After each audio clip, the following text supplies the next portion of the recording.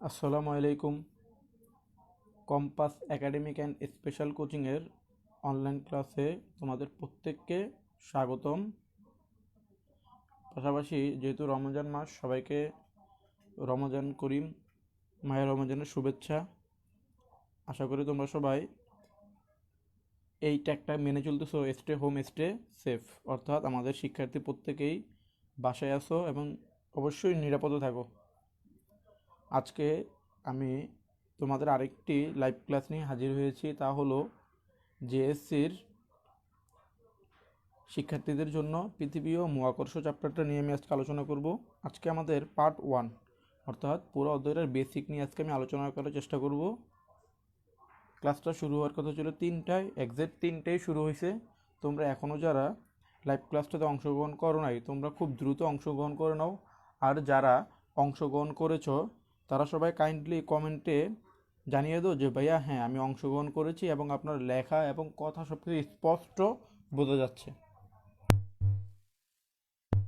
বাকি স্টুডেন্টগুলো আসার জন্য ভাইয়া 2 থেকে 3 মিনিট একটু ওয়েট করব। আশা করি আস্তে আস্তে লাইভ ক্লাসটিতে সবাই অংশগ্রহণ করবে।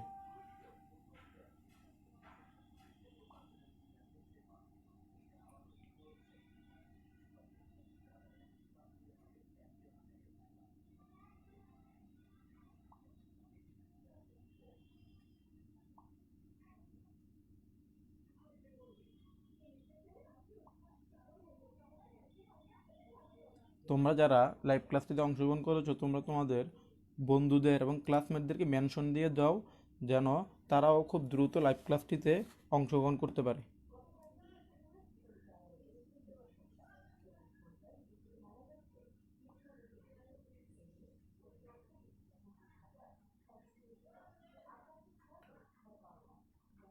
লাইভ ক্লাসটিতে প্রত্যেকে আসার জন্য আমি 2 থেকে 3 মিনিট অপেক্ষা করতেছি। ইনশাল্লাহ সবাই আসলে আমরা আমাদের ক্লাসটুকু শুরু করব। এই মুহূর্তে যারা আমার লাইভ ক্লাসটি দেখতেছো তারা তোমাদের বন্ধুদেরকে মেনশন করো, এবং যারা লাইভ ক্লাসটিতে এই মুহূর্তে উপস্থিত হয়েছে তারা সবাই কমেন্টে জানাও জি ভাই আমি উপস্থিত হয়েছি।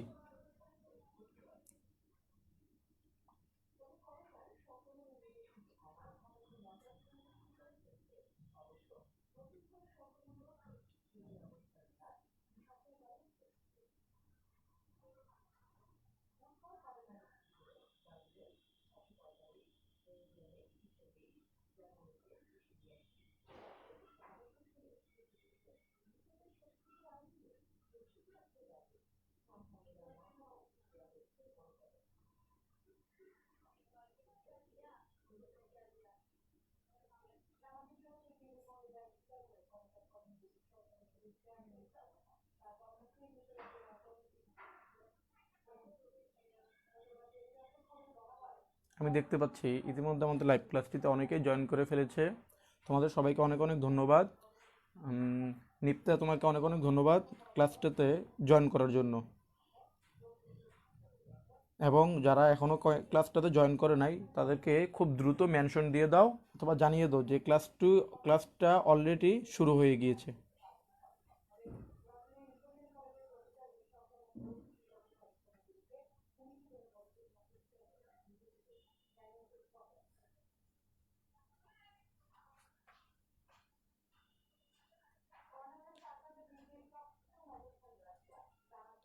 একসাথে যে যেন অনেক মানুষ ক্লাসটাকে করতে পারে, অন্যকে সাহায্য করার উদ্দেশ্যে তোমরা এই মুহূর্তে যারা লাইভ ক্লাসটিতে অংশগ্রহণ করেছো তারা ক্লাসটাকে শেয়ার করে দেওয়ার মাধ্যমে তোমার বন্ধু বান্ধবের উপকারে আসতে পারবে। সুতরাং লাইভ ক্লাসটিকে তোমরা শেয়ার করে দাও এবং কমেন্ট সেকশনে ডান লেখো যে ভাইয়া হ্যাঁ আমি শেয়ার করে ফেলেছি। শুধু তোমাদেরকেই শেয়ার করতে বলছি না, ভাইয়ার নিজে সহ ভাইয়ের আইডি থেকে ক্লাসটাকে শেয়ার করে দিচ্ছি।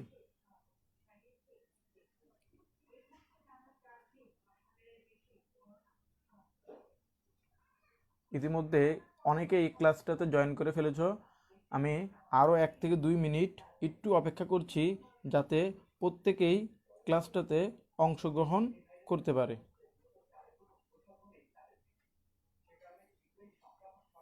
আম্মু।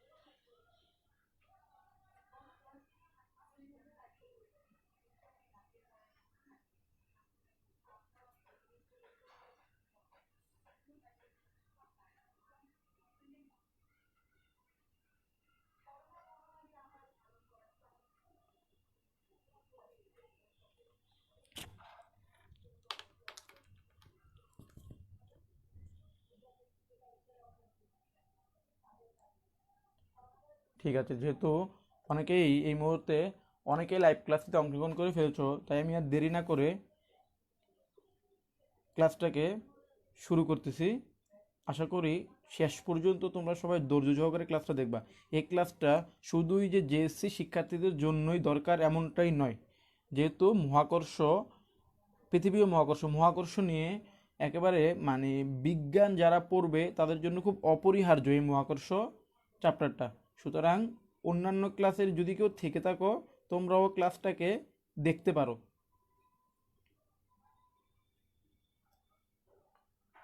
তাহলে শুরু করা যাক। আমি তোমাদের সবার যে উদ্দেশ্যে একটু বলবো, তোমরা প্লিজ কাইন্ডলি দয়া করে আমার কমেন্টের উত্তর দেওয়ার চেষ্টা করবা, তাহলে ক্লাসটা আরও প্রাণবন্তর হবে, তুমিও ভালো মতো বুঝতে পারো। আর এই মুহূর্তে যারা ক্লাসটাতে বসছো তারা সবাই, এই মুহূর্তে যারা ক্লাসটা দেখতেছো তারা সবাই ক্যালকুলেটর এবং খাতা নিয়ে বসলে তোমাদের জন্য সবচাইতে বেশি উপকার হবে। তাহলে ভাই আজকে আমরা পড়ব বিজ্ঞান, পৃথিবী ও মহাকর্ষ চ্যাপ্টারটা নিয়ে। তাহলে শুরু করা যাক চ্যাপ্টারটা। তোমরা এই মুহূর্তে যারা লাইভ ক্লাসটিকে দেখতেছো, তোমরা তোমাদের বন্ধুদেরকে তাড়াতাড়ি করে মেনশন করে দাও, যাতে এখনও পর্যন্ত যারা লাইভ ক্লাসটিতে আসে নাই তারা যেন খুব দ্রুত চলে আসে। তাহলে শুরু করতেছি। হ্যাঁ, তোমাদের সবাইকে অনেক অনেক ধন্যবাদ লাইভ ক্লাসটিতে জয়েন করার জন্য। তাহলে আসো আমরা প্রথমেই যেই জিনিসটি নিয়ে আলোকপাত করব তা হলো পৃথিবী ও মহাকর্ষের মধ্যে পৃথিবী জিনিসটা আসলে কি। পৃথিবী জিনিসটা আসলে কি আমরা এখন সেটা নিয়ে আগে আলোচনা করব। তাহলে আসো আমরা যদি পৃথিবী কি এটা জানার চেষ্টা করি। সৌরজগতের টোটাল গ্রহ হচ্ছে 8টা, 1 2 3 4 5 6 7 8। এই 8টা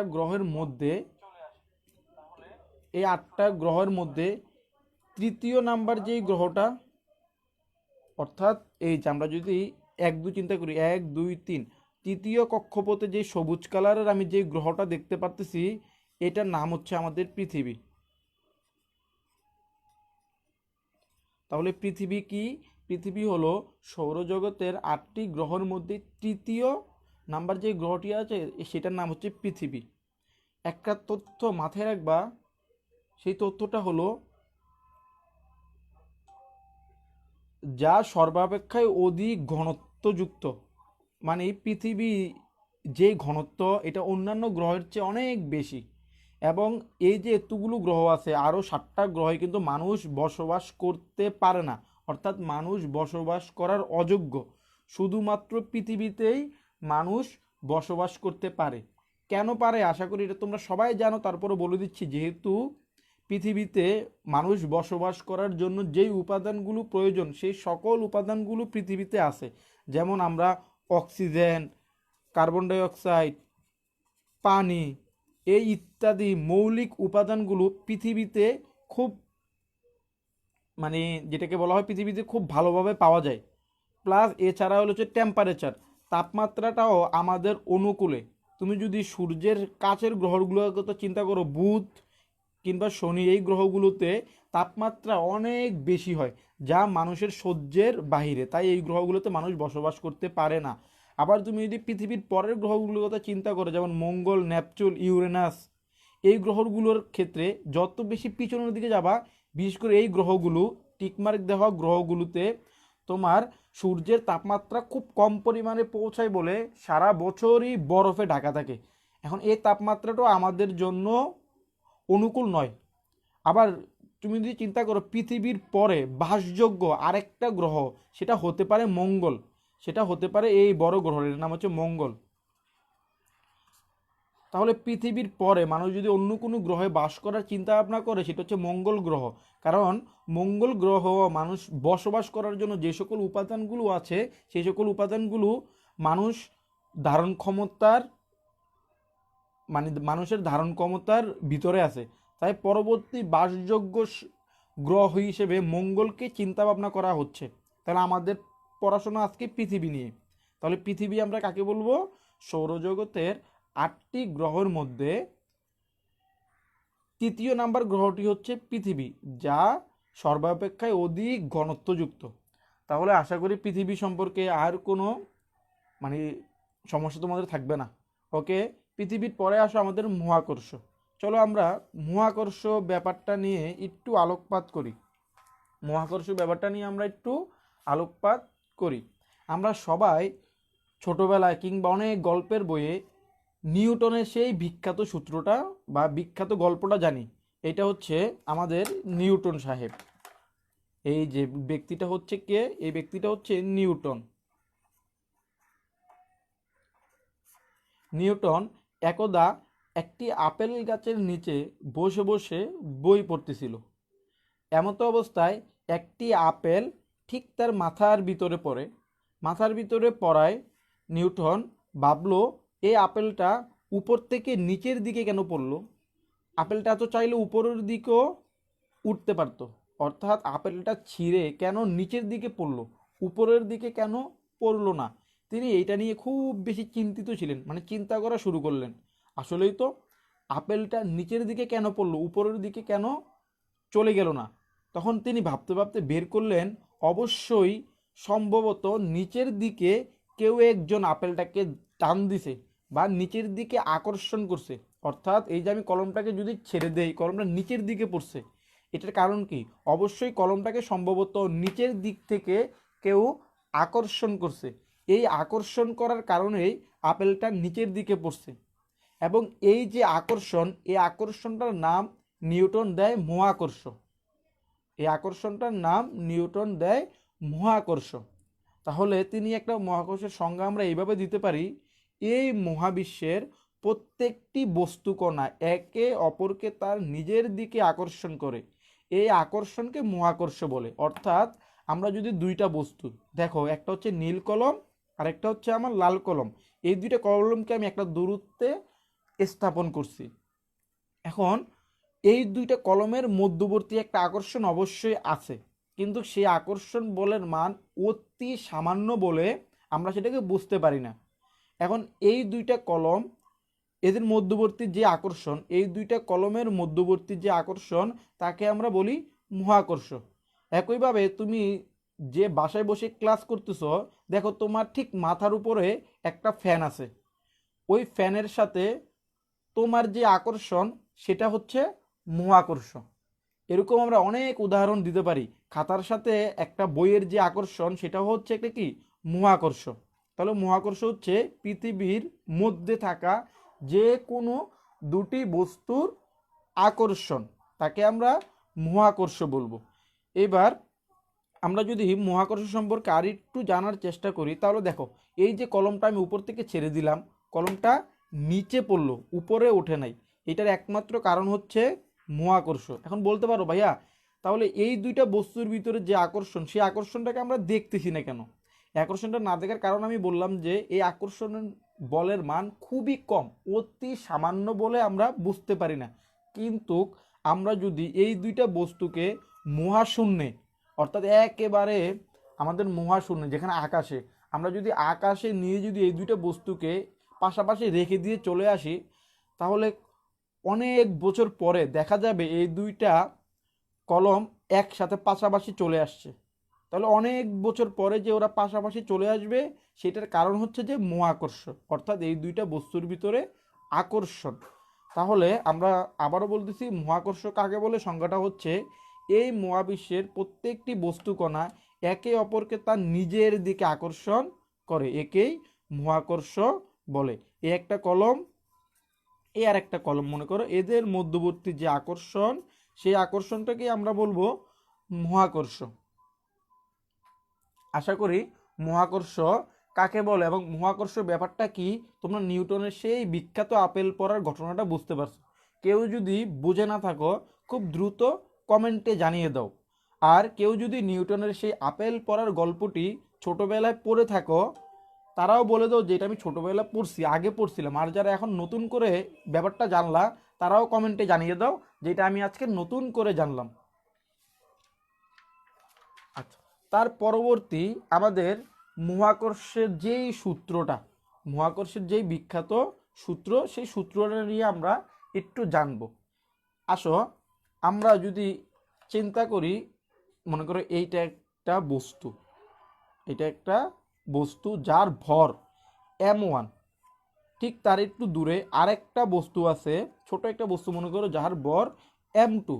তাহলে m1 ভরের একটা বস্তু, m2 ভরের আরেকটা বস্তু, তাদের মধ্যবর্তী দূরত্ব, মাথায় রাখবা মধ্যবর্তী দূরত্ব সব সময় কেন্দ্র থেকে হিসাব করতে হয়।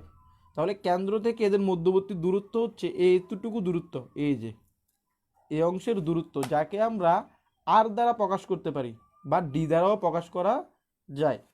তাহলে এদের মধ্যবর্তী দূরত্ব। আচ্ছা, এখন এই দুইটা বস্তুর ভিতরে যে আকর্ষণ, তাকে আমরা এফ দ্বারা প্রকাশ করলাম। এফ হচ্ছে এই দুইটা বস্তুর মধ্যবর্তী আকর্ষণ।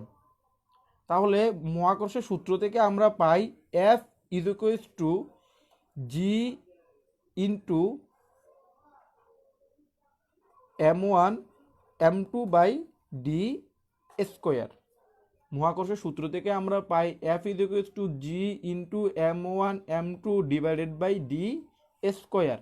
এখানে আমরা যেই জি অক্ষরটা লিখলাম এটাকে বলা হয় মহাকর্ষীয় ধ্রুবক। মহাকর্ষীয় ধ্রুবক। তাহলে এই বড় জিটাকে আমরা কি বলবো?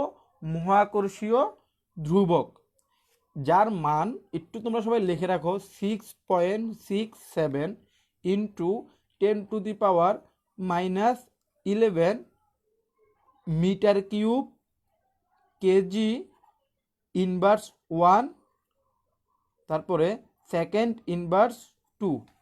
তাহলে এই যে মহাকর্ষীয় ধ্রুবক যার মান নির্দিষ্ট 6.67 into 10⁻⁻11 metre cube KG inverse 1 second inverse 2।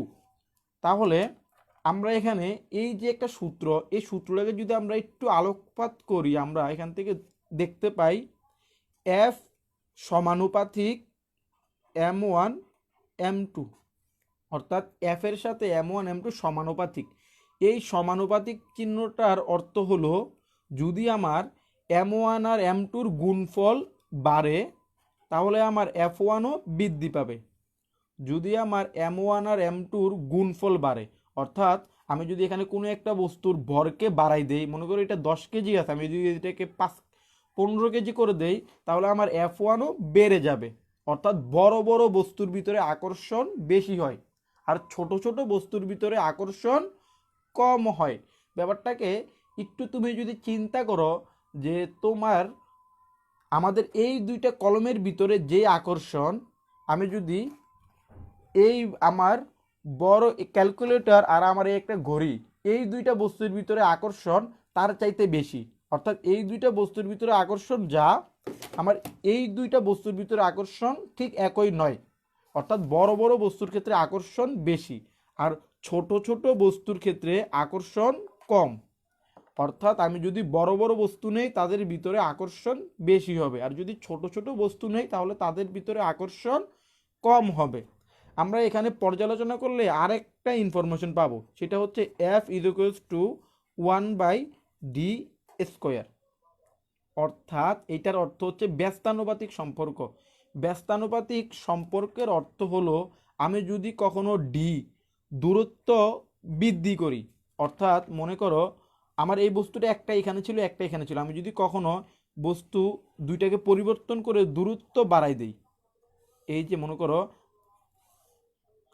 আমি এই যে ডি এর মান কি করে দিলাম, তুলনামূলকভাবে বৃদ্ধি করে দিলাম না? আমি যদি ডি এর মান বৃদ্ধি করে দেই, অর্থাৎ আগে আমার বস্তু দুইটা এই বরাবর ছিল, এখন আমি দূরত্ব বাড়িয়ে একটু দূরে নিয়ে গেলাম, যদি আমি দূরত্ব বাড়াই দেই তাহলে আমার এফ এর মান কমে যাবে, অর্থাৎ যত বেশি দূরে নিয়ে যাব আকর্ষণ তত বেশি কমবে। ব্যাপারটা চিন্তা করতে পারি আমরা এইভাবে, যে দুইটা বস্তু যত বেশি দূরে যায় তত বেশি আকর্ষণ কমে, আর যত কাছাকাছি আসবে আকর্ষণ তত বাড়বে। তাহলে একইভাবে আমি যদি দূরত্ব কমিয়ে দেই, অর্থাৎ এই দুইটার দূরত্ব আমি যদি এখন কমিয়ে, মনে করি এই বস্তুটাকে এখান থেকে টেনে কমিয়ে আমি এই বরাবর রাখলাম, তাহলে এই দুইটার মধ্যবর্তী যে আমার দূরত্বটা কমে গেছে না? হ্যাঁ, দূরত্বটা কমে গেছে। দূরত্ব যদি আমি কমিয়ে দেই তাহলে আমার এফ এর মান বেড়ে যাবে। আচ্ছা, তাহলে দূরত্ব বাড়লে এফ কমে, দূরত্ব কমলে এফ বাড়ে, অর্থাৎ আকর্ষণ বাড়ে। এখন আসলে কি পরিমাণ বাড়ে, সেটা হচ্ছে এ স্কোয়ার আরে বাড়ে।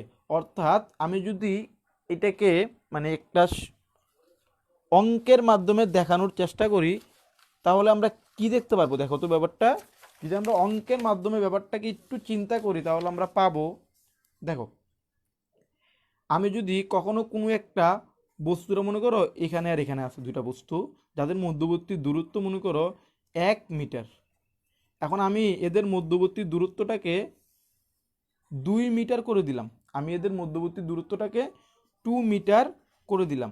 দেখো আমি দূরত্ব বৃদ্ধি করছি 1 মিটার, কিন্তু বাট আমার এফ হয়ে যাবে আগে এইটার ক্ষেত্রে এফ হইতো 1/1, আর এইটার ক্ষেত্রে এফ হবে 1/2 স্কোয়ার, এটা 1 স্কোয়ার, তাহলে দাঁড়াবে F equals two 1/4, F equals two 1।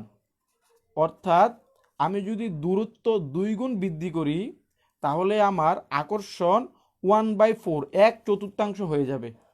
অর্থাৎ আমি যদি দূরত্ব 2 গুণ বৃদ্ধি করি তাহলে আমার আকর্ষণ 1/4 অংশ কমে যাবে। তাহলে কি বোঝা গেল? তাহলে আমরা এই সূত্রটাকে যদি পর্যালোচনা করি আমরা যা পাবো তা হলো বস্তুদ্বয়ের ভরের গুণফল বাড়লে আকর্ষণ বাড়বে, বস্তুদ্বয়ের দূরত্ব কমলে আকর্ষণ কমবে। এখন এই যে সূত্রটা, এই সূত্রটার বিবৃতি প্রায় সময় আমাদের পরীক্ষায় আসে, সূত্রের বিবৃতি প্রায় সময় আমার পরীক্ষায় আসে। তাহলে দেখো সূত্রের বিবৃতিটা কি বলছে, এই মহাবিশ্বের প্রত্যেকটি বস্তুকণা একে অপরকে তার নিজের দিকে আকর্ষণ করে, যেটাকে আমরা বলি মহাকর্ষ, এবং এই আকর্ষণ বল এর মান বস্তু কণাদ্বয়ের ভরের গুণফলের সমানুপাতিক, অর্থাৎ এই যে দেখো ভরের গুণফলের সমানুপাতিক, এবং এদের দূরত্ব বর্গের ব্যস্তানুপাতিক। এই যে দূরত্বটা বর্গের ব্যস্তানুপাতিক, অর্থাৎ বর্গ করে ব্যস্তানুপাতিক করলে আমি দূরত্ব পাবো, এবং এই বল সর্বদা সরল রেখা বরাবর ক্রিয়া করে। অর্থাৎ আমি যদি একটা বস্তুকে এখানে রাখি আর একটা বস্তুকে এখানে রাখি, এদের বলটা সর্বদা সরল রেখা বরাবর ক্রিয়া করবে, কখনোই আমার এরকম আঁকা বাঁকা আকারে ক্রিয়া করবে না, সর্বদা আমার নীলটার মতো সরল রেখা বরাবর ক্রিয়া করবে। আশা করি এই বিবৃতিটা পরীক্ষার সময় প্রায় 2 নম্বরের জন্য দিয়ে দেয়। আমি আবারও বলে দিচ্ছি, মহাবিশ্বের প্রতিটি বস্তুকণা একে অপরকে নিজের দিকে আকর্ষণ করে, এই আকর্ষণ বলের মান বস্তু কণা দ্বয়ের ভরের গুণফলের সমানুপাতিক এবং দূরত্ব বর্গের ব্যস্তানুপাতিক, এবং এই বল সর্বদা সরল রেখা বরাবর ক্রিয়া করে। এই স্লাইডটি তোমরা বুঝতে পারছো কি না আমাকে কমেন্টে জানিয়ে দাও, যে জি, যদি একটু দ্রুত কমেন্টে জানিয়ে দাও এই স্লাইডটি বুঝতে পেরেছো কিনা, বিশেষ করে এই সমানুপাতিক আর ব্যস্তানুপাতিক সম্পর্কটা একটু কাইন্ডলি কমেন্ট করে জানিয়ে দাও যে সমানুপাতিক আর এই ব্যস্তানুপাতিক সম্পর্কটা তোমরা বুঝতে পেরেছো কিনা।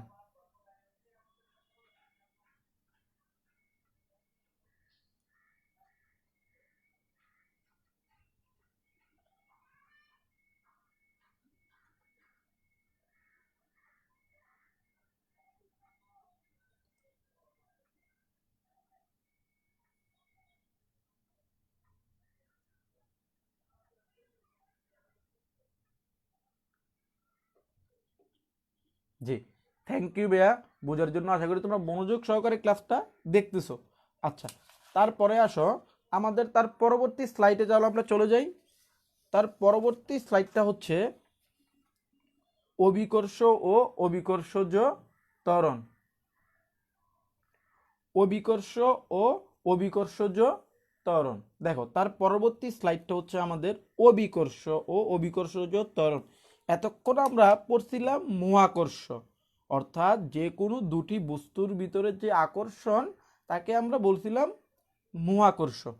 দেখো এবারের স্লাইডটা হচ্ছে আমাদের অভিকর্ষ ও অভিকর্ষজ ত্বরণ। আচ্ছা, প্রথমে আমরা দেখি অভিকর্ষ কাকে বলে। পৃথিবী এবং যে কোনো বস্তুর মধ্যকার যে আকর্ষণ বল তাকেই বল ক্রিয়া করে তাকে আমরা অভিকর্ষজ বল বলি। অর্থাৎ আমরা দুটি বস্তুর ভিতরে আকর্ষণকে বলছিলাম মহাকর্ষ, আর এই দুইটা বস্তুর ভিতরে মনে করো লাল বস্তুটা হচ্ছে আমার পৃথিবী, তাহলে পৃথিবী এবং অন্য বস্তুর ভিতরে যে আকর্ষণ সেটাকে বলা হবে অভিকর্ষ। আমি আবারও বলতেছি, যে কোনো দুটি বস্তু, মনে করো একটা কলম আর এই একটা কলম, দুইটা কলমের ভিতরে যে আকর্ষণ সেটাকে আমি বলবো মহাকর্ষ। এখন এই দুইটা কলমের ভিতরে একটা কলম যদি মনে করো আমাদের পৃথিবীটা হয়, তাহলে পৃথিবী আর অন্য বস্তুর ভিতরে যে আকর্ষণ তাকে আমি বলবো অভিকর্ষ। এবং এদের ভিতরে যেই ত্বরণটা ক্রিয়া করবে তাদেরকে আমি বলবো অভিকর্ষজ ত্বরণ। আশা করি অভিকর্ষ এবং অভিকর্ষজ ত্বরণ ব্যাপারটা বুঝতে পারছো। আসো আমরা তাহলে একটু লক্ষ্য করি, আমরা এর আগে সূত্রটা কি শিখছিলাম। এর আগে সূত্রটা শিখছিলাম একটা বস্তু এই আরেকটা বস্তু, এদের মধ্যকার যে আকর্ষণ তাকে আমরা বলছিলাম অভিকর্ষ, তাকে আমরা বলছিলাম মহাকর্ষ। এখন এই দুইটা বস্তুর ভিতরে মনে করো এই যে আমার লাল স্লাইটের এই যে বস্তুটা, এটা আমার একটা স্পেশাল বস্তু যেটা হচ্ছে আমার পৃথিবী। এই লাল বস্তুটা হচ্ছে আমার পৃথিবী, এইটা আমার যে কোনো একটা বস্তু মনে করো, তাহলে পৃথিবী এবং অন্য বস্তুর ভিতরে যে আকর্ষণ তাকে আমি বলবো অভিকর্ষ। এখন আসো আমরা যদি এর দূরত্বটা মাপার চেষ্টা করি, এই যে এটা হচ্ছে এর দূরত্ব, কেন্দ্র থেকে অপর কেন্দ্র পর্যন্ত সরাসরি দূরত্বটি হচ্ছে আমার দূরত্ব, যাকে আমরা আসলে ডি দ্বারা প্রকাশ করছিলাম। তাহলে এবার আসো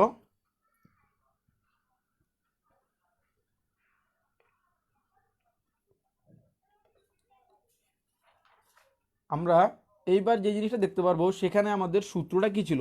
এফ এর একটা সূত্র ছিল না, এফ ইজ ইকুয়ালস টু কি ছিল বলো তো ভাইয়া, তোমরা সবাই জানো, মুখোমুখি বলতেছো আমি জানি, জি ইন্টু এম বড় হাতের এম বাই ছোট হাতের M divided by D square. এর আগে ছিল ছোট হাতের এম, যেটা ছিল যে কোনো একটা বস্তু, বাট এখন আমাদের একটা বস্তু নির্দিষ্ট, সেই নির্দিষ্ট বস্তুটা হচ্ছে পৃথিবী। তাহলে পৃথিবী এবং অন্য একটা বস্তু, এদের ভিতরে যে আকর্ষণ সেটাকে আমরা বলবো অভিকর্ষ। তাহলে এই এফ হচ্ছে মূলত আমাদের অভিকর্ষজ বল। অভিকর্ষজ বলটা হচ্ছে আমাদের এই এফটা। ওকে, ক্লিয়ার? আশা করি বুঝতে পারছো। আচ্ছা ভাই, আমরা আরেকটা সূত্র সবাই জানি না, সেটা হচ্ছে এফ ইকুয়ালস টু এম জি।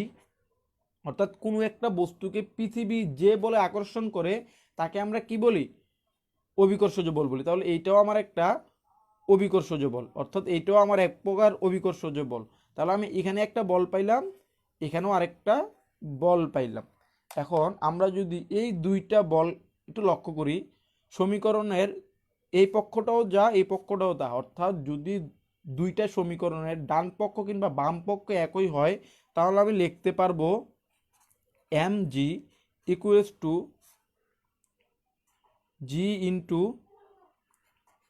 পৃথিবী ডিভাইডেড বাই বস্তু ডিভাইডেড বাই ডি স্কোয়ার।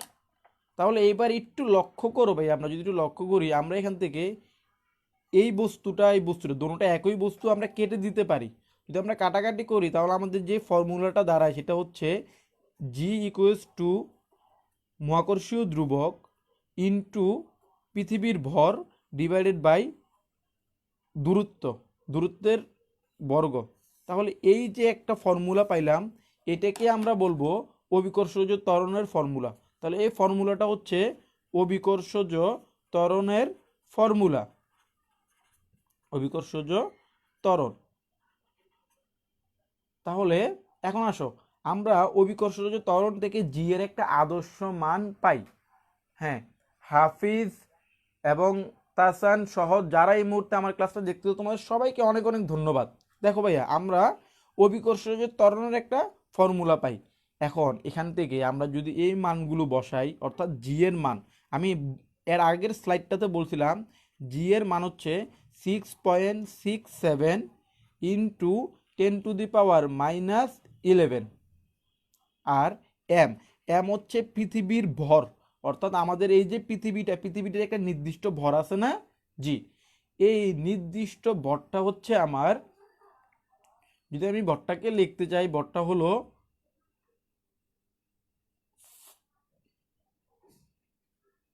6 × 10⁻24। এটা হচ্ছে যে metre cube KG inverse 1 second inverse 2। আর পৃথিবীর ভরের একক হচ্ছে কেজি। এটাকে চাইলে তুমি 5.8 ইন্টু 10⁻24ও লিখতে পারো, মানটা প্রায় কাছাকাছি। তারপরে আমি ডি, ডি হচ্ছে ভাইয়া, আমরা যদি এইটাকে পৃথিবী চিন্তা করি, এটা হচ্ছে পৃথিবীর কেন্দ্র, ডি হচ্ছে পৃথিবীর ব্যাসার্ধ। আচ্ছা, পৃথিবীর ব্যাসার্ধ আমরা বলতে কি বুঝি? কেন্দ্র থেকে আমাদের পৃষ্ঠ, অর্থাৎ আমাদের মাটি পর্যন্ত দূরত্ব, কেন্দ্র থেকে পৃষ্ঠ পর্যন্ত দূরত্ব, যেটার মান হচ্ছে আমার আর অ্যারাউন্ড 6.4 ইন্টু 10⁻6 মিটার। তাহলে আমরা মহাকর্ষীয় ধ্রুবকের মান পাইলাম, পৃথিবীর ভর পাইলাম, তারপরে পৃথিবীর ব্যাসার্ধ পাইলাম। এখন আমরা যদি এই তিনটা মান এখানে বসিয়ে দেই, তাহলে আমরা জি এর মান যা পাবো সেটা হচ্ছে অ্যারাউন্ড, মানে মোর দেন, তোমার যে মানটা পাবো সেটা হচ্ছে 9.81 মিটার/সেকেন্ড/2।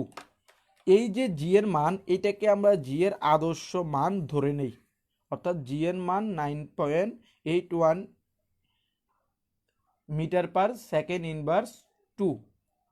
তাহলে এবার আমরা একটু লক্ষ্য করি, এটা হচ্ছে আমাদের জি এর মান, যেটা আমরা বসি, এটা আমরা কিভাবে পাইছি, সেটা আমরা মহাকর্ষীয় ধ্রুবক, পৃথিবীর ভর, পৃথিবীর দূরত্ব, এই মানগুলো বসিয়ে পাইছি। এখন আমাদেরকে একটু কাজ করতে হবে, সেই কাজটা হচ্ছে এই মানটা নিয়ে। লক্ষ্য করো ভাইয়া, এখানে যদি আমরা লক্ষ্য করি, এখানে জি, জি এর মান কি ধ্রুবক না? জি এর মানটা কি ধ্রুবক। পৃথিবীর ভর এমও কি ধ্রুবক। কিন্তু আমরা যদি লক্ষ্য করি ডি, ডি কিন্তু ধ্রুবক না। ধ্রুবক না এই কারণে, পৃথিবী যেহেতু সম্পূর্ণ গোলাকার না। আচ্ছা, এটা নিয়ে আমি পরের স্লাইডে আলোচনা করব। এখানে আমার আলোচনার বিষয় হচ্ছে, দেখো তো ভাইয়া, এখানে কি এম আছে? বস্তুর ভর, বস্তুর ভর নাই।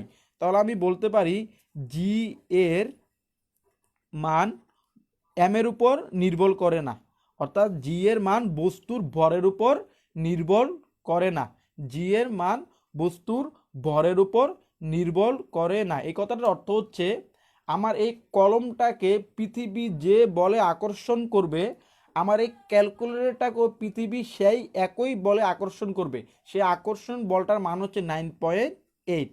অর্থাৎ একটা মোটা মানুষকে, মনে করো একটা মোটা মানুষকে পৃথিবী যেই বলে আকর্ষণ করবে, তুমি মনে করো চিকন, তাহলে তোমাকেও পৃথিবী ঠিক সেই বলেই আকর্ষণ করবে।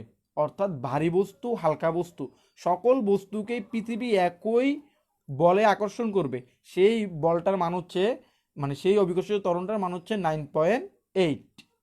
আমরা যদি আরেকটা জিনিস লক্ষ্য করি, সেটা হচ্ছে জি এর মান, এই দেখো এই ফর্মুলাটাতে কি আমার ডি আছে, তাহলে জি এর মান ডি এর উপর নির্ভর করে। ডি হচ্ছে দূরত্ব, তার মানে জি এর মান দূরত্বের উপর নির্ভর করে। অর্থাৎ আমরা যদি এই দূরত্বটাকে যদি একটু, মনে করো পৃথিবী থেকে কোনো একটা বস্তুকে যদি একটু বেশি দূরে নিয়ে যাই, তাহলে কি হবে জানো? এই মনে করো পৃথিবী, এই বস্তুকে আমি একটু দূরে নিয়ে গেলাম, তাহলে এদের ভিতরে কি হবে? আকর্ষণের তারতম্য হবে, অর্থাৎ জি এর মানের তারতম্য হবে। তাহলে আমরা বলতে পারি অভিকর্ষজ ত্বরণ বস্তু নিরপেক্ষ, অর্থাৎ সকল বস্তুর ক্ষেত্রেই সে একই ধরনের আচরণ ক্রিয়েট করে, কিন্তু স্থান নিরপেক্ষ নয়, অর্থাৎ বিভিন্ন স্থানে জি এর মান বিভিন্ন হয়। তাহলে তোমাদের পরীক্ষায় এই প্রশ্নটা বারবার আসে, জি এর মান বস্তু নিরপেক্ষ হলেও স্থান নিরপেক্ষ নয়। তোমরা যদি তোমাদের বইটা লক্ষ্য করো, বইয়ের ভিতরে এই জিনিসটা পাবা, জি এর মান বস্তু নিরপেক্ষ হলেও স্থান নিরপেক্ষ নয়। এটার কারণটা হচ্ছে কি, কারণ জি এর মান অ্যাপের উপর নির্ভর করে না, যে আমরা দেখলাম, কিন্তু বা ডি এর উপরে নির্ভর করে। আশা করি এই স্লাইডটা খুব ভালোভাবে তোমরা বুঝতে পারছো। আর আলহামদুলিল্লাহ ইতিমধ্যে আমার ক্লাসটা অনেকেই দেখতেছো, তোমাদের সবাইকে অনেক অনেক ধন্যবাদ। এই মুহূর্তে যারা আমার লাইভ ক্লাসটি দেখতেছো তাদেরকে বলবে, এত মজার একটা ক্লাস তুমি একলাই উপভোগ করবে, তোমার বন্ধু বান্ধবরাও এই ক্লাসটা উপভোগ করা উচিত কিনা তুমি যদি মনে করে থাকো যে আমার বন্ধুরও এই ক্লাসটা দেখা উচিত, তাহলে তুমি খুব দ্রুত ক্লাসটাকে শেয়ার করে দাও এবং শেয়ার করে আমাকে কমেন্টে লেখো যে ভাইয়া ডান, যে শেয়ার করে দিছি।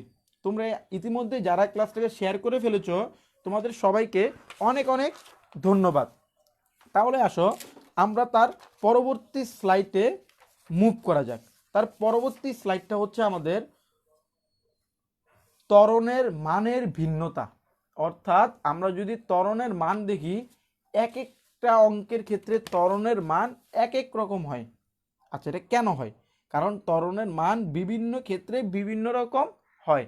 এটা কেন হয় সেটা নিয়ে আমরা এখন আলোচনা করব। আচ্ছা, আমরা যদি দেখি একটা গোলাকার বস্তু, মনে করো এই বস্তুটা মনে করি একেবারে একটা গোলাকার একটা বস্তু। আচ্ছা, আমি আঁকার চেষ্টা করলাম গোলাকার করে। গোলাকার একটা বস্তুর ক্ষেত্রে কেন্দ্র থেকে এখানের দূরত্ব আর এর মান যা, এখানের দূরত্ব আর এর মান তা, এখানের দূরত্ব আর এর মান তা। অর্থাৎ আমি বলতে পারি আমার বস্তুটা যদি গোলাকার হয় তাহলে আর অর্থাৎ ব্যাসার্ধ সব জায়গায় একই হবে, অর্থাৎ বৃত্তের ব্যাসার্ধ সব জায়গায় একই। কিন্তু আমার বস্তুটা যদি গোলাকার না হয়ে, মনে করো সাপোজ এরকম হলো,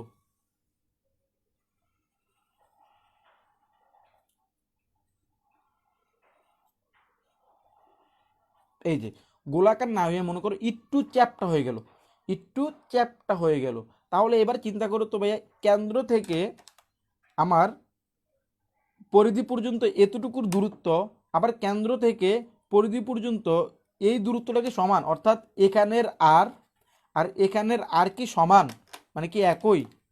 না, এ আর একই না। আমরা যদি লক্ষ্য করি এই আরটা একটু বেশি, এ আরটা একটু কম, তাহলে এখানে দূরত্বের তারতম্য আছে। বাট সেটা যদি আমার একেবারে প্রপারলি একটা বৃত্ত হইতো, তাহলে বৃত্তের ক্ষেত্রে আর এর মান সব জায়গায় সমান থাকে।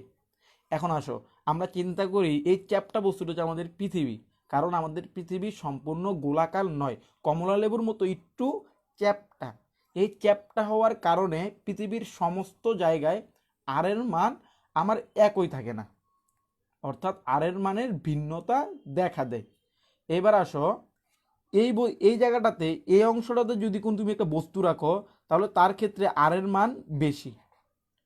যদি আর এর মান বেশি হয়, দূরত্ব বেশি হইলে আকর্ষণ বল কি কমে না বাড়ে? অবশ্যই কমে, এটা আমরা জানি। আর যদি দূরত্ব কম হয় তাহলে আকর্ষণ বল বাড়ে। তাহলে এখানে যেহেতু আকর্ষণ বল বাড়বে, তাহলে এখানে জি এর মান কি হয়ে যাবে বলো তো? জি এর মান কমবে না বাড়বে? এই অঞ্চলটাতে জি এর মান অবশ্যই আমার কমে যাবে।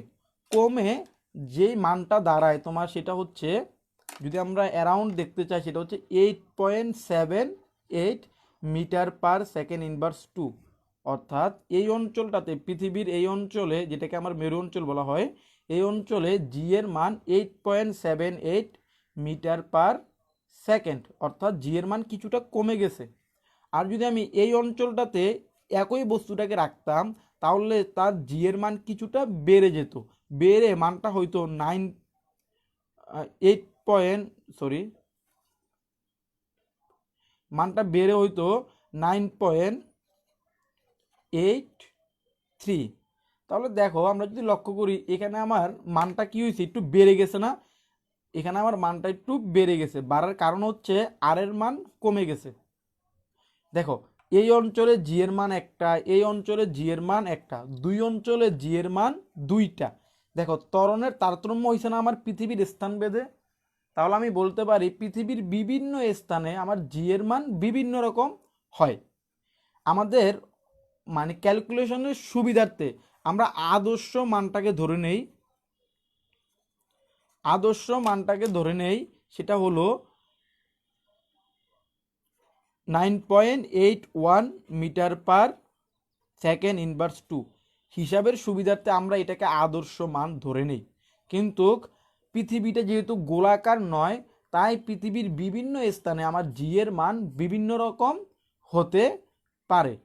তাহলে বুঝতে পারছো পৃথিবীর মানের ভিন্নতা কেন? মানের ভিন্নতার একমাত্র কারণ হচ্ছে পৃথিবী সম্পূর্ণ গোল নয়। তাই পৃথিবী গোল নয়, পৃথিবী যেহেতু সম্পূর্ণ গোল নয়, তাই আমার বিভিন্ন স্থানে জি এর মান বিভিন্ন রকম হতে পারে। আমাদের সুবিধার্থে, আমাদের অঙ্কনের বা ক্যালকুলেশনের সুবিধার্থে আমরা জি এর মান ধরে নেই 9.81 মিটার পার সেকেন্ড ইনভার্স 2। তাহলে আশা করি জি এর মানের যে ভিন্নতাটা হয় সেটা কেন হয় তোমরা ইতিমধ্যেই খুব ভালোভাবে আয়ত্তে আনতে পেরেছ। যদি কারো জি এর মান সম্পর্কে কোনো সমস্যা থাকে ক্যালকুলেশনটা নিয়ে, আমাকে প্লিজ কাইন্ডলি কমেন্ট করে জানাবা। আর ইতিমধ্যে যারা ক্লাসটা দেখতেছো তাদেরকে বলবো আমাদের গ্রুপ এবং আমাদের অন্যান্য পেজে এবং আমাদের সকল প্ল্যাটফর্মে একই সাথে ক্লাসটাকে শেয়ার করে দেওয়ার জন্য আমি আমাদের অন্যান্য টিচারদেরকে বিনীতভাবে অনুরোধ করব। আচ্ছা, আমরা তার পরবর্তীতে আমাদের লেকচারটা যদি একটু লক্ষ্য করি, তার পরবর্তী লেকচারটা হচ্ছে ভর এবং ওজনের মধ্যে পার্থক্য। আশা করি এটা নিয়ে তোমাদের অনেকের মনে প্রশ্ন থাকতে পারে, যে অনেকেই ছোটোবেলা শুনে আসছে ব্যাপারটা, যারা শোনো না তারা আজকে নতুন করে শুনবা। দেখো, ভর আর ওজনের মধ্যে সম্পর্ক বা পার্থক্য। আচ্ছা, আমরা যদি এটা খুব ভালোভাবে দেখার চেষ্টা করি, প্রথমে আসো ভর কাকে বলে এটা আমরা জানি। আচ্ছা, আমরা যদি ভর কাকে বলে এটা জানার চেষ্টা করি, একটু লক্ষ্য করো। ভর হচ্ছে পদার্থের পরিমাণ, বস্তুর মধ্যে পদার্থের পরিমাণ হচ্ছে ভর। অর্থাৎ আমি যদি একটা বস্তু নেই, মনে করো একটা বস্তু নিলাম আমি, এই বস্তুটার ভিতরে এই বিন্দু দিয়ে বিন্দুগুলো অর্থ হচ্ছে যে পদার্থ।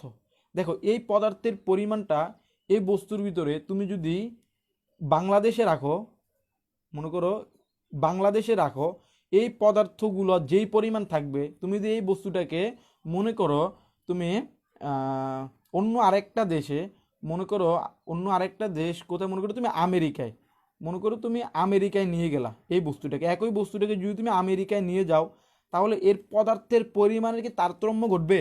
অর্থাৎ এখানে পদার্থের পরিমাণ ছিল মনে করো 1 লক্ষ অণু ছিল, এখানে আনার পরে কি অণু কি 1,05,000 কিংবা 95 লক্ষ হয়ে যাবে? না, এখানেও আমার অণুর পরিমাণ যা, এখানেও আমার অণুর পরিমাণ একই থাকবে, অর্থাৎ পদার্থের পরিমাণ। তাহলে পদার্থের পরিমাণের যেহেতু কখনো পরিবর্তন হয় না, তাহলে বস্তুর ভর এম, এই জিনিসটা সব সময় আমার ধ্রুবক বা কনস্ট্যান্ট। যেহেতু পদার্থের পরিমাণ আমার কখনো পরিবর্তন হয় না, তাই আমি বলতে পারি পৃথিবীর কোনো একটা বস্তুকে তুমি যদি আমেরিকায় রাখো, বাংলাদেশে রাখো, তার পরিমাণ যা হবে, তুমি ঠিক এই বস্তুটাকে যদি আমরা আমেরিকায় না গিয়ে যদি শূন্যে নিয়ে যেতাম, মহাশূন্যে যদি আমরা মহাশূন্যেও নিয়ে যেতাম এই বস্তুটাকে, তাহলেও এর ভিতরে পদার্থের পরিমাণ একই থাকতো। আশা করি এই ব্যাপারটাকে খুব ভালোভাবে বুঝতে পেরেছো। এবার আসো ওজন, যাকে আমরা ডাব্লিউ দ্বারা প্রকাশ করি।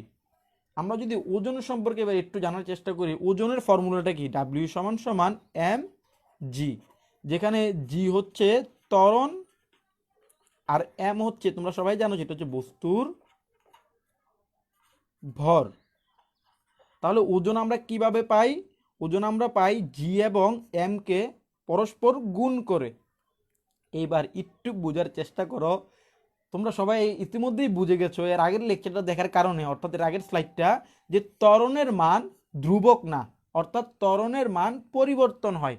ত্বরণের মান পরিবর্তনে, আমি যদি এর আগের স্লাইডটা একটু দেখানোর চেষ্টা করি, একটু লক্ষ্য করো, এই যে ত্বরণের মান পরিবর্তন হচ্ছে, স্থানভেদে ত্বরণের মান পরিবর্তন হচ্ছে। তাহলে আমি যদি এই বস্তুটাকে, মানে এম বড় একটা বস্তুকে পৃথিবী থেকে অন্য একটা জায়গায় নিয়ে যাই, তাহলে ত্বরণও পরিবর্তন হয়ে যাবে। ত্বরণ পরিবর্তিত হয়ে যাওয়ার কারণে বস্তুর ভরেরও পরিবর্তন ঘটবে। অর্থাৎ মনে করো এটা হচ্ছে পৃথিবী, পৃথিবীর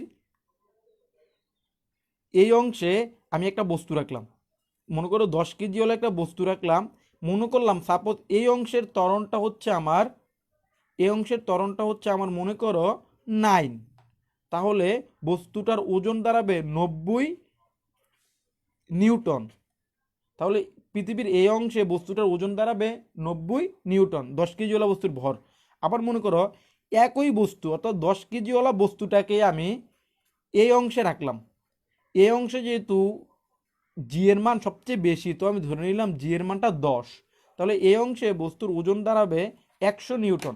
তাহলে লক্ষ্য করো পৃথিবীর এক অংশে বস্তুর ওজন দাঁড়াইলো আমার 90 নিউটন, ঠিক অপর প্রান্তে বা অন্য অংশে আমার পৃথিবীর বস্তুর ওজন দাঁড়াইলো 100 নিউটন।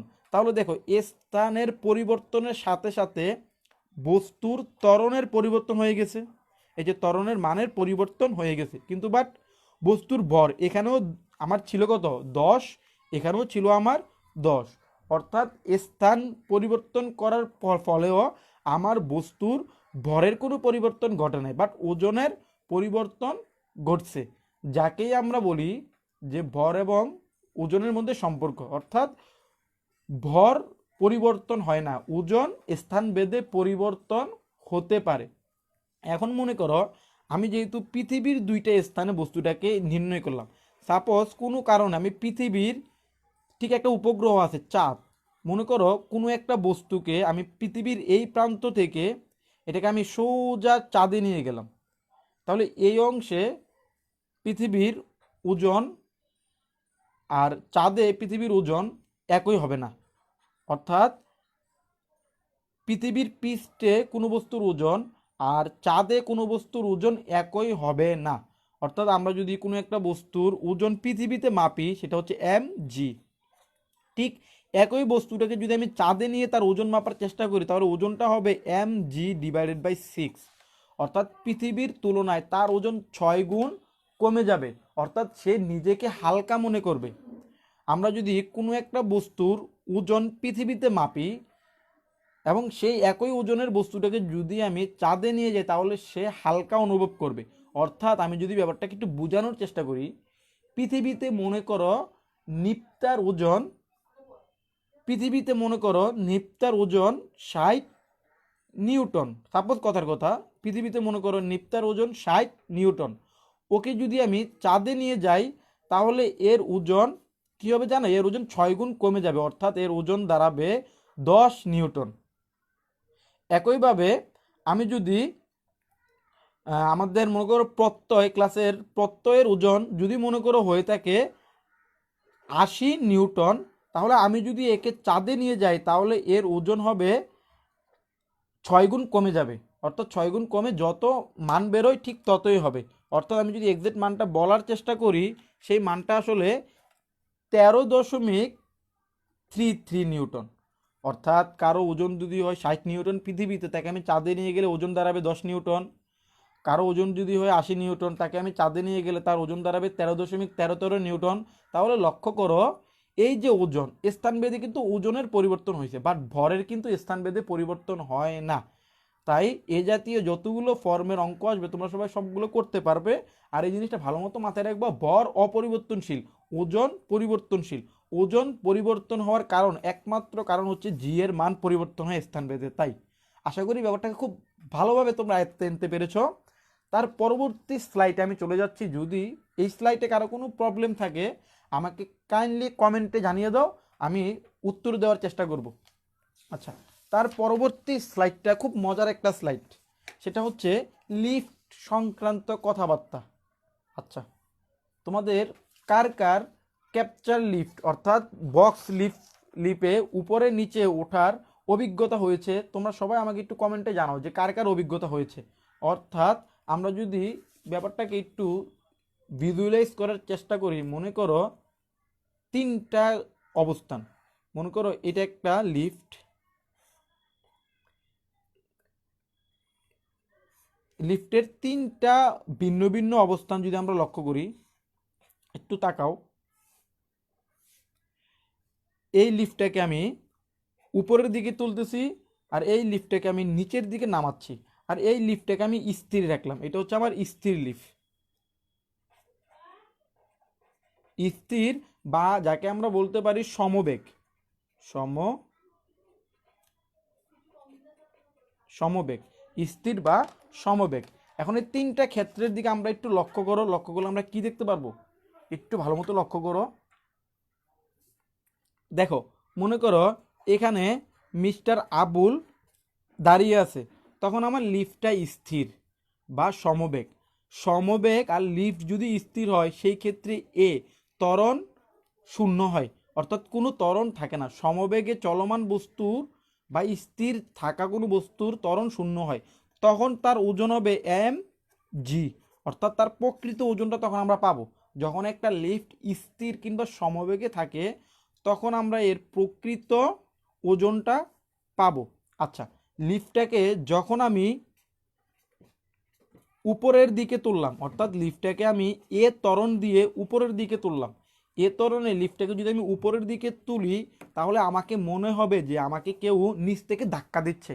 অর্থাৎ উপরের দিকে তোলার ক্ষেত্রে মনে হবে আমাকে কেউ নিচ থেকে ধাক্কা দিয়ে উপরের দিকে তুলতেছে। এই ধাক্কাটার কারণে আমাকে একটু ওজন ওজন মনে হবে, মানে আমার থেকে একটু বেশি বেশি ওজন মনে হবে আমাকে। তখন আমার ওজনটা দাঁড়াবে এম ইন্টু জি প্লাস এ, অর্থাৎ আমার ত্বরণটা তখন বেড়ে যাবে। আর আমরা জানি ত্বরণ বেড়ে গেলে এম এর মান গুণ হয়ে ওজনও বেড়ে যাবে। তাহলে আমরা যখন লিফটটাকে উপরে তুলি তখন আমার কি হয়, তখন আমাকে ওজন মানে বেশি ওজনের মনে হয়। আবার আমি যদি এ ত্বরণে লিফটটাকে নিচে নামানোর চেষ্টা করি, আমরা যদি এ ত্বরণে লিফটটাকে নিচে নামানোর চেষ্টা করি তখন কি হবে, তখন মনে হবে আমাকে কেউ উপর থেকে ধাক্কা দিচ্ছে। অর্থাৎ উপর থেকে ধাক্কা দেওয়ার কারণে মনে হবে আমি নিচ থেকে উপরে উঠে যাচ্ছি। তখন আমার ডাব্লিউ দাঁড়াবে এম ইন্টু জি মাইনাস এ, অর্থাৎ তখন আমাকে ওজন কম মনে হবে। এই ক্ষেত্রে আমার ওজন কমে যাবে, এই ক্ষেত্রে আমার ওজন কমে যাবে, আর উপরে ওঠার ক্ষেত্রে আমার ওজন বেড়ে যাবে। আর স্থির থাকার ক্ষেত্রে আমার ওজন কম বেশি কিছুই মনে হবে না। তোমরা যারা লিফটে ওঠার অভিজ্ঞতা হয় নাই, তোমরা যখন লিফটে উঠবা তখন এই জিনিসটা লক্ষ্য করবা, যখন লিফট উপরের দিকে যাবে তখন তোমাকে ওজন ওজন মনে হবে, অর্থাৎ তোমার বেশি ওজন মনে হবে। আর যখন লিফটটা নিচের দিকে যাবে তখন তোমার ওজন কম মনে হবে। আচ্ছা, ব্যাপারটাকে আমরা একটা অঙ্কের মাধ্যমে চেষ্টা করি। মনে করো মিস্টার মিস্টার মনে করো মিস্টার করিম, যার ওজন মনে করো 50 কেজি। মিস্টার করিম যার ওজন 50 কেজি, যখন লিফটটা স্থির থাকবে তখন এর ওজন দাঁড়াবে 50 গুণ জি এর মান হচ্ছে 9.8। তখন তার ওজন দাঁড়াবে কত, এটা তোমরা ক্যালকুলেটর দিয়ে বের করে আমাকে বলো। ঠিক একইভাবে লিফটটা যখন উপরের দিকে ওঠা শুরু করবে তখন তার ওজন দাঁড়াবে 50 গুণন 9.8 যোগ, আচ্ছা, যখন সে উপরের দিকে উঠবে তখন নিশ্চয়ই একটা ত্বরণ নিয়ে উঠবে। এখন আমরা এই ত্বরণটাকে ধরে নিচ্ছি, মনে করি 2 মিটার/সেকেন্ড ত্বরণে উপরের দিকে উঠতেছে, 2 মিটার/সেকেন্ড ত্বরণে উপরের দিকে উঠতেছে। তাহলে এই দুইটার সাথে যোগ হবে, যোগ হয়ে মানটা কত হবে তোমরা একটু বের করো। তৃতীয় ক্ষেত্রে সাপোজ মনে করো তাও 2 মিটার/সেকেন্ডে সে নিচের দিকে নামতেছে। নিচের দিকে নামলে তখন ফর্মুলা হয় জি মাইনাস এ, অর্থাৎ আমি যদি মানগুলো বসাই এম এর মান 50, অর্থাৎ বস্তুর ভর স্থির থাকলেও একই থাকবে, চলমান হলেও একই হবে, নিচের দিকে নামলেও একই হবে। জি জি এর মান 9.8 মাইনাস 2। তাহলে লক্ষ্য করো তিনটা ক্ষেত্রে, তোমরা যারা ক্যালকুলেটর সামনে নেই আমি তোমাদের জন্য করে দিচ্ছি, দেখো 50 গুণ 9.8, তাহলে আমরা যে মানটা পাচ্ছি সেটা হচ্ছে 490 নিউটন। অর্থাৎ লিফটটা যখন স্থির বা সমবেগে চলতেছে তখন তার ওজন দাঁড়াবে 50 নিউটন। আর লিফটটা যখন 2 মিটার/সেকেন্ড বেগে উপরের দিকে উঠতেছে তখন তার ওজন দাঁড়াবে 50 গুণ 9.8 এর সাথে যদি আমি 2 যোগ করি তাহলে হবে 11.8, তখন আসলে মানটা দাঁড়াবে 590।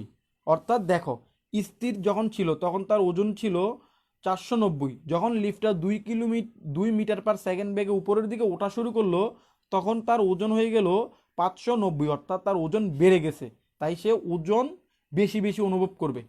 আবার যখন নিচের দিকে নামবে তখন দাঁড়াবে 50 গুণ আমরা যদি 9.8 থেকে 2 বিয়োগ করি তাহলে হবে 7.8, তখন তার ওজন দাঁড়াবে 390 নিউটন।